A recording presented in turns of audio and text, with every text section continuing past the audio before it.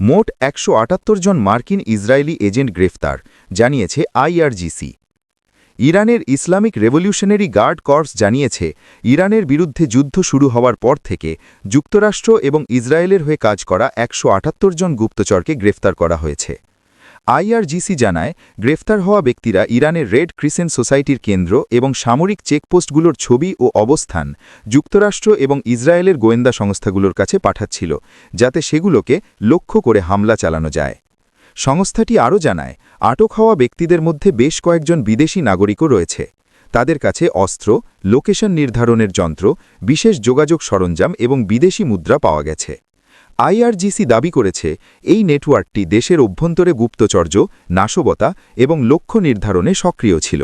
পাশাপাশি তারা আরও সতর্ক করেছে, চলমান সংঘাতের মধ্যে বিদেশি গোয়েন্দা তৎপরতা বাড়তে পারে, তাই নিরাপত্তা বাহিনী দেশ জুড়ে নজরদারি জোরদার করেছে।